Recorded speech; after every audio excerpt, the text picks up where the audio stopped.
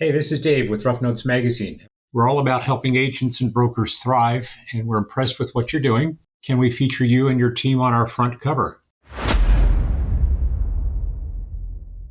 Mark, tell me the feeling you had when you first heard that your agency was going to be on the cover of Rough Notes magazine. Well, first some surprise, and then humble. I didn't think we're just doing the same thing over and over every day, and so it's kind of cool to be recognized for that. That somebody wants to put our story out there to maybe help others. So yeah, it was awesome. You front cover listeners know that I usually am friends or have a pretty good relationship with most of the people that they select, which means I guess I'm hanging out with good company. But Mark is no exception to that. Mark has been a member of the agency intelligence mastermind for Mark. 2018, I mean, it's got 2018. 2018. I was going to say 17 or 19. Well, So, bam, you we're going to talk about that I think a little bit because I don't think we'd be right here without a conversation you and I had in 2017 that you probably don't even remember. I So probably don't. Wow, that's kind of exciting. yeah, Okay, kind of flipping the script a little bit. Thank you very much, Mark, for that. But yeah, so Mark is somebody that I've always been impressed with. The things he does in his agency. We were just talking about him right before we got on here about what he's doing with his website. You're going to find out he's always kind of ahead of the curve. And I think Mark, just like anybody else, you probably throw a lot of money at stuff, and some of the stuff works and some of the stuff doesn't. But the stuff that's worked has been pretty instrumental. So, yeah. tell us a little bit about your agency, real quick. Give us your location and size and stuff. Sure. Yeah, we started Scratch Agency 2013, just myself. I'd worked at a buddy's agency, had about $1 million of premium, but I came over by myself in 2013. And the goal was really just to have a large kind of mom and pop agency, maybe my wife and I, a brother or two, and a couple of employees, maybe $1 million of revenue, and right off into the sunset. That's what my buddy had done. And that's kind of what we were doing. And that, by 2017, we had, I think, 7 people, about $1.1 million in revenue, something like that. And really, I was, kind of just happy, but I needed some help with employees, and that's where you Mm. and I think I'd seen you on a conference call or a podcast with Agency Intelligence, and that's where we started talking about outsourcing. And during that conversation, you said something that sparked, is when are you going to sell your agency? And you're not going to be able to compete with Google and Amazon in the next 10 or 20 years. And so that kind of, and at the time, for those that didn't know, those guys were trying to get into the insurance industry big time. Now it's the Mm-hmm. VCs trying to get in. But back then it True. was Amazon and Google. And so tech was a key to that in my mind. But from at that point, we decided that we were going to grow big in 2018. That's when I joined your group with the Agency Intelligence. And then next thing we did was systematize, figure everything out, built automation around it. I'm going to fast forward. We can get into the details of it. But January of 19, we launched with new automation processes. And in between January of 19 and last month, we've written about 52 million of new personal lines, another 3 or 4 million of commercial. So we don't do commercial quite as well. And I sold off about $9 million worth of personal lines of agents that didn't want to follow along. And so, yeah, we would be right around 60 million right now if we hadn't sold that. So So we'll end up the year let him. around 8.5, 9 million in revenue. Okay, wow, that's bigger than I thought. Yeah, Now and so we tell had him. 7. Real quick, Jason. For scale too, we had 7 people then. We got 68 now. And that includes virtual employees in the Philippines. Wow. And Mark, tell them about how many leads you get. That's what I've always been fascinated with you. You figured that out around, sounds like 2019, 2020. Tell Yeah, them what your daily or weekly lookout is on that. yeah. Things have changed quite a bit. If you haven't built the resources that we have, just buy the leads. And unfortunately, there's no way to get around it. You're going to look at a 5 to 10% close ratio with good automation. If you're just buying some general leads from like Quote Wizards and all. But we knew we had to transition away from that. So we really started focusing on joint ventures with mortgage lenders, real estate. Everybody talks about doing it, but you got to get out and do it. I don't necessarily recommend trying to do it. A lot of people take donuts or bagels or happy hours. It's not a way to build great relationships. We started a podcast, the Elite Real Estate Leaders Podcast, so that we could build authority for these folks and help them. 2022 kind of stifled that, and when the rates jumped up, and so we kind of went in a different direction. You and I had been kind of talking previously about endless customers and Marcus Sheridan. I read They Ask You Answer about 4 or 5 years ago, so we started a YouTube channel, started putting all that stuff out on social media, and now we're generating several hundred leads a month just from our social media efforts and doing that. And then we still have a couple hundred coming from Dave Ramsey. We are a Dave Ramsey endorsed provider. Horrible ROI in the first 18 months, but it's hard to get off of it. And then we generate a whole lot more through our website now and other social media platforms, because we're all over the place in the 7 states we operate in. And so, Wow. yeah, we're in between 1,000 and 1,200 leads a month, and a couple hundred of those are just customer referrals too, maybe 300 on the high side on a monthly basis.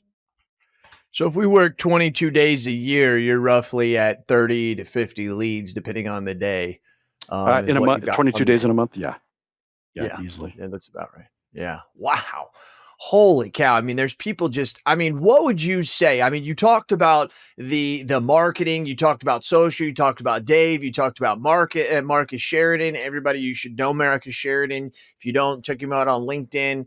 He's instrumental. I want to talk about him in a minute. But what would you say? What makes this go? Great producers, being consistent. Dealing with a 5 to 10% close ratio is not easy. No, that seems like a lot of work. We have not bought one of those leads now in over, 18 months. So, okay. So we stopped buying those leads from Quote Wizard because we knew, it just wore out our people. That's what I thought. Even with the best automation, you're just not going to have happy producers working that. But it was a means to an end to get more revenue so we could figure out how to build more. But I would say, first and foremost, we had to start with the sales process that people really identified with. Focus on homeowners. They always have cars. Auto owners don't always have homes. So we always focus on marketing to homeowners. And then our focus is rounding out those accounts. And we do our sales process a little different. We don't use Canopy Connect right up front. We're not comparing apples to apples. We have Canopy Connect for the cases where we need it. But first thing we do, heart of a teacher, go in and teach people about insurance in English. That's the same thing that our YouTube channel does. It's what They Ask You Answer is about. So it's all very congruent. Treat other people the way you want to be treated is our first core value, our primary core value, kind of a spin on the golden rule. And that's what we do through the sales process. And then at that point, we let them know that we will be setting them up for renewals every year. And we're going to go back through that process every year with them if they want it. If they don't want it, they're on autopilot. And so retention did take a hit during the first year of the hard market, but now we're back at 90%. So and probably will be 91, 93% here in the next few months. So that's phenomenal. So tell me more about your tech stack from AMS to CRM. What are the things that help drive your agency? Sure. We just moved everything over to HubSpot. So HubSpot is our AMS, our CRM, our phone system, our email system, everything. We've unified the database there. For those that are curious on how to get Ivan's data there, that's a whole different conversation. But David Lefevre at Sales Power can help you. He built the system that can make it happen. So, but that's how we integrate everything now, and our ticketing for service. So, customer puts a ticket in for any type of service work, it goes in. You can get things done within 2 to 4 hours. Wow. Okay. So you're not using the AMS as a data hold at all. Everything's in HubSpot. That's correct. We do right now to get the Ivan's data. We have to use NowCerts. Sales Power is set up primarily to work with Hawksoft or NowCerts. We're on NowCerts, but we only have like 5 seats for the 50 some odd users that need it. Gotcha. And so that Ivan's is transferred to PowerSync. PowerSync is into our AMS. And so all of the AMS data is now in HubSpot. And the other beautiful thing about HubSpot is they've plugged in Breeze AI. And so it's monitoring everything we do, much like Donna AI, the promise that was there with the centimeter and all that stuff is now built in automatically almost with HubSpot. Wow. So you sound like, to me, I know a bunch of people that are using HubSpot. You definitely have it built out more than anybody I've seen. And by the way, David is David Lefevre, which helps David Carruthers as well. Yes. Am I talking about the same guy? Same guy. Yep. Yeah. And David Carruthers has been big on HubSpot for a long Yeah. time. Well, that's fantastic, dude. I think that gives a lot of people hope. And just so everybody knows, Now Certs, Now Certs, it's Millennium. Us old guys like me and Mark, we still call them Now Certs, but they are Millennium. And for anybody that knows technology, a lot of our management systems have APIs, but Now Search has by far the best. They have a full REST API that allows you to pull almost any data you want to. I always have to give credit to them because they are way far away from, are way far ahead, excuse me, Yeah. of all the other AMSs. Yep. Yeah, and that's Definitely. what David Lefevre says, and he says Hawksoft is a very close second. He's Okay. working on getting other AMSs set up. So if listeners are out there on AMS 360, Epic, whatever, QQ, that's in the works, but it's not there now. Wow, that's fantastic, man.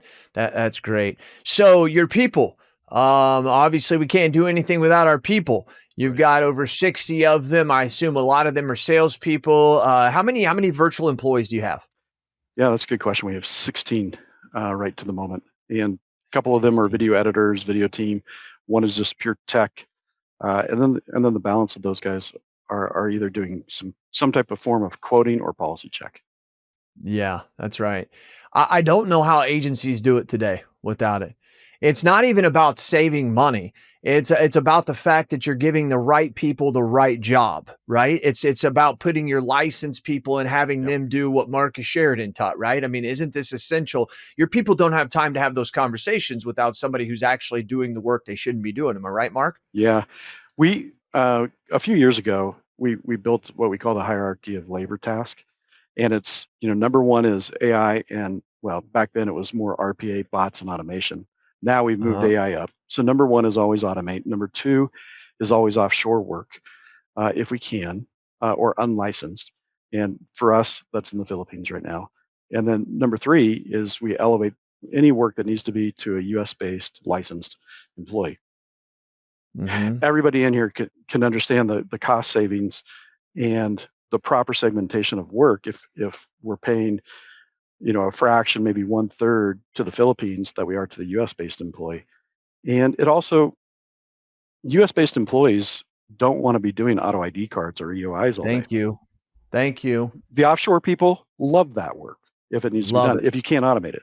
So that way I can pay our US people more, but they're also really one thing, they're building relationship and helping customers when they have a need rather than all automated, or even an AI. We've got an AI chat bot that we're ready to deploy, but we're concerned. Some customers still want to talk to a human. So how fast can they get to Mm-hmm. a human if they want that? And that will be US Mm-hmm. based people to help build a relationship. Yeah, I definitely agree with that. And it has to, I always say this to summarize it when I'm speaking. I say to people, the benefit of a VE is the fact that your licensed staff doesn't walk out the back door at the end of the day and go, man, did I get anything done? Yeah. Because they feel like they got done. It's the work that they know they should do as a licensed person that they're not getting done because they're bogged down doing things they shouldn't do. That's what triggers their brain to be like, hey, I don't feel like I got anything done. Right. When you take that off of them and they can actually do the things that Mark is saying, this is what your job description is. It's like, okay, I'm fulfilling what I'm supposed to be doing here, and it creates that better mindset. Yeah. And they don't mind the extra compensation because we tell them, if you're going to do VE type work, we're going to pay you like a VE, which is below Mm-hmm. minimum wage here in the state of Colorado. So you're out of a job. So, yeah, we didn't even mention that. We're in Colorado, Denver area, but we operate in 7 Western states, except for California. But And anyway, and another thing that I like to try to help people understand, I don't want to go on to about these VEs, but I think it's very vital, is it's not about trying to say, hey, what do we need the VEs and automation to do? And then we'll just have the other people, the licensed people. Let's put our licensed people, figure out what they do best, and then try to put a support system around them. yeah. Is what we're trying to do. I think a lot of agencies see it segmented, like I have my licensed people over here and this, but there's a method to that. Would you agree, or how would you see that differently, Oh, yeah, Mark? we absolutely agree. And we do. I mean, all of our US based people can do VE work, but we definitely build systems around it. We are a big fan of traction, so we have an accountability chart. So we don't build organizational charts, but we have accountability charts, and the roles become defined pretty well there. I don't know if that's answering your question directly, but No, it yeah, does. our VEs, I mean, we even have a VE manager, so to speak, that does all the hiring and firing. So we treat them just like another department. I mean, I we do call too. them Trailstone employees. Our operations manager is flying over there in 2 months just to hang out with them for 10 days to build the relationships. And we bring them over here occasionally. Yeah. Yeah, I'll be there on just I think November 30th to December 8th. We go over there for Christmas. And I have to go over there for that long only because you lose 2 days getting there, 1.5 days getting back. And then the first day or two you're there, you're half days trying to Yeah. figure out your brain's like, am I supposed to be awake? Am I not? And then you It's a got really 2 weeks raised. of jet lag. Yeah, Yeah, it is so weird, so weird. So let's move it. What did you mean by this accountability chart? Explain that, how that's different than what you were talking sure. about before. So for those that are on traction, they've probably seen this already, but an organizational chart, usually you take an individual, what are they good at? And that's what they do in the organization. The way that traction looks at it, they take everybody off the board. All the employees, our implementers said, okay, all of you are out of a job. And now we're going to build what the perfect company or perfect insurance agency looks like on paper by roles, and then we'll put people back into it. And so Gotcha. traction teaches a visionary integrator, and then you have your leadership that responds to the integrator. And so for us, we have a marketing director, a sales director, operations director, and an HR director. And so those are the four that report to the integrator. And so their roles are all defined. Now the biggest differentiator in an accountability chart versus an org chart is I sit in the visionary seat and I sit in the integrator seat, and I sit in another seat, script writing, because I write all the scripts for the videos. So that's the difference on an org chart. I would like to replace myself as the script writer, and I'd like to replace myself as the integrator. But right now, we don't have the resources or the people to do it. And so the accountability chart, every business is kind of the same. You have sales, you have fulfillment. If you're selling a product, it has to be shipped. If you're selling a service, it has to be taken care of. Somebody's got to count the money and make sure the employees are happy. So really, there's at least, and then marketing. So marketing and sales can go together. So every company So has, like 4 or 5, depends yeah, on how you have it set it's up. almost the way Traction teaches it on the most basic level: sales, marketing together, fulfillment or service, and then counting the money and those type of things. We break it out. We have sales and then marketing, two different people, two different roles. Yeah. And I can see that, especially when you get huge like you are. I mean, let's be honest, 8, 9 million in revenue. You're in the top 5 to 10% of agencies. Outside of those jumbos, that's a Yeah. very, very large amount. Um, are you never going to be happy? And I'll ask you the same question a long time. We asked a long time ago. When are you going to sell, and who would you Yeah. sell to? What do you think? That's a great question. Am I happy? I'm happy right now. First of all, with my faith and everything, I'm at peace every day and I'm happy with where it's at. The Mhm. reason why we keep growing is because the opportunity that we can provide to our employees primarily, but then also to our customers. If you take a look in between all of our states, we've got about 5,000 5-star Google reviews, and people like dealing with us. Mhm. Selling, yeah, everybody's hitting us up, great multiples. I'm trying to figure out how to do it internally. So I've got a lot of people, especially my leadership team, that have put a lot of time, effort, and everything else into it. So, back many years ago, I was in the auto industry. I worked with John Elway. He sold to AutoNation, and it was a total culture change, even though they said nothing was going to change. And that didn't sit well with me. And I made a lot of money back then. And I realized it wasn't worth it. So I'm taking a different path than 90% of the people right now in the industry looking to sell. So we're working through that with my leadership team. But that's where I want to What go. city? What city you at in Colorado? Southwest corner of Denver, Littleton, Okay, okay. I was thinking I knew you were in this southwest corner of Denver. Yeah. okay, Littleton. So if anybody Okay. knows where like Red Rocks Amphitheater is, we're 10 Yep. minutes 10 minutes south of there, right up against the foothills. You can't really see it out my window here, but the foothills are a mile behind me.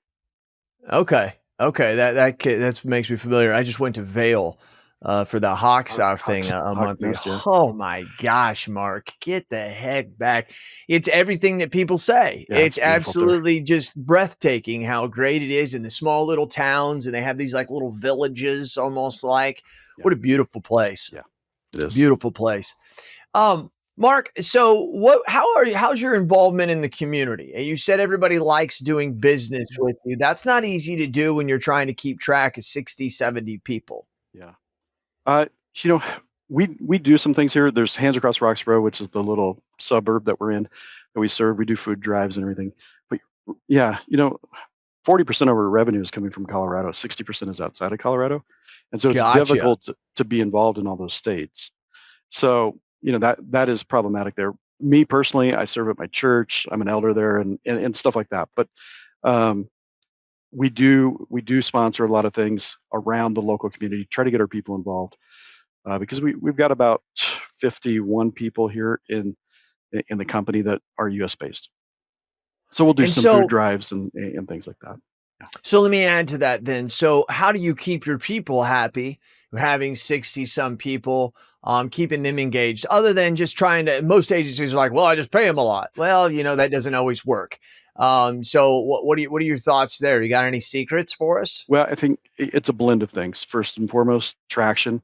If you're following traction, you have the State of the Union. You have a lot of conversations, so they all know what our 10-year, 3-year, 1-year, and 90-day goals are every 90 days. Mhm. We also are very specific on how we do training and education, or then also a PIP, Ooh, process improvement. They're very specific, well defined. Everybody knows, like nobody thinks I'm going to walk in and get fired today because there will never be a surprise like that unless they violate, like now we're doing digital avatars.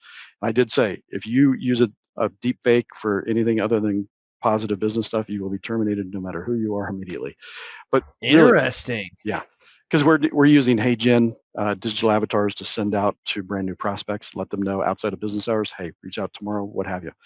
But then core values, treat other people the way you want to be treated is one of the five. The other big one there is healthy balance. So yeah, we watch everybody's work ethic or work hours. If they're putting in too much hours or they need time off, we force them out and we'll pay them for it. We also provide breakfast and lunch in our community kitchen. So everybody that comes in, it's I want to offer a better environment than maybe somebody has at their house. At the house, Oh, the wow. fridge is a little bare. Well, they come in here, we got plenty of food. We got you want your special snack, we'll have it for you. We also in that accountability chart, we never have more than 8 people report to any one leader. So there's very tight relationships in between management, leadership, and our frontline folks. What's great is I pride myself on this, and you're living it and talking it. We just don't read books to read books. You should actually implement them. You can't everyone, if you're a huge reader like me, I mean, I can't implement them. But I talk to my team a lot about, you remember we read that book Beyond Entrepreneurial 2.0. Yeah. Do you remember we was talking this? You remember where we discussed that at the Bit Club, and that was a big thing to us. We have to remember that stuff. We just can't wait, or we just can't read and not try to implement things. Yep. So I think that's big. Mark, one thing I want to put out here, I was interviewing Jason Sanders, who is the incoming CEO of IPFS, a $15 billion company. He said something to me that I think embodies what you do. He said that clarity is kindness. Yes. And that's big if you think about that, Yep. because so many, including myself, aren't necessarily clear on what the objectives are, the mission is, the goal is, all that things. And really, that's not very kind to everybody when you're demanding something from them that you're not clear on. I really hear that in you. Does that resonate with you? Absolutely. Ironically, just last week we sat down with an employee to do a PIP, and I use that exact line, and then I use the flip side of it too. So we are being unkind if we're unclear, and because not everybody gets that clarity is kindness. So It's I true. I put it a couple different ways, but yeah, I'm very much like you. Read a lot of books. Our leadership team reads a lot of books, and it just absorbs. And that's one of the little things for us that comes out. Hey, first of all, if we have an employee there, if we do a great job hiring the right people, good people, people that you'd have over to your house for dinner, and they don't get their job done for whatever reason 30, 60, 90, 180 days down the road, it's really probably more our fault at first until we are very Great. clear with the expectations and have we provided the right training, have we provided all the resources they need to get it That's done. right. If we haven't, then it's on us. It's not on them. I agree. I agree that you said something else that I agree with, which I hope the front cover listeners understand. No one should be getting fired unexpectedly. This should have been something that we talked about, and something that was talked about, that was documented. Yeah. And sometimes it's like, hey, you shouldn't do that. Next time, don't do that. That doesn't count, right? You got to actually explain to them what they did wrong and how to fix it and those different things. And I mean, that's what I find. It sounds like that's what you echo. I talk to a lot of agency owners. Generally, they're smaller, maybe $1 million to $5 million of premium. And hey, I had to fire that person. I just couldn't take it anymore. Well, did you let that pressure off way before there? So really, it sits on that business owner's plate that they weren't being a good leader. They weren't, I agree. being clear with their expectations, and so they're being unkind. And then they act like it was the employee's fault. Where maybe your processes weren't there, maybe the resources weren't there, maybe you didn't teach, maybe you didn't communicate well, maybe you were off playing too much golf. I don't know, but just walking in one day and said, "I've had too much of you. I'm firing you." That's a bad leader. Closing up here, Mark. Other than being unbelievably obsessed with your business and your books and your people, what do you do besides your faith? Because I know you and your wife are heavy into that. Yep. What do you do to kind of go, I like doing this. This is why I work. Sure. We spend a lot of time on boats. My wife and I got our bareboat captain's license. It's not a Coast Guard type certification, but we went up and spent a couple of weeks. So in the last 18 months, I think we've done 11 trips, usually the Oh, wow. BVI or the Great Lakes, and we'll go for a couple weeks at a time and take friends and we'll be on like a 56-foot power cat, 4 couples, for 10 days Wow. down the BVI or whatever. So we do that a lot. Wow, that's good stuff. I got to tell you, we have a mutual agreement there. I mean, I say that one of my goals, and this is one of my personal goals, is I'm trying to increase my boat by the feet. That's my success. I tell my wife, I say, hey, we wrote this account. I think our boat grew by about 4 feet today, and trying to get to where I don't know how big of one I need. I probably need just a 40 damn footer or 50, Yeah. but Yeah. as we get older, we want to spend more time doing what we love. Mark, wrapping up, anything you have before we close it up? No, other than if anybody needs help, reach out. You can find me on the internet. Like and subscribe our channel. We always do that. But no, it's an honor to be able to help everybody with rough notes, and anybody that needs help, I help them. We're an open book. Yeah.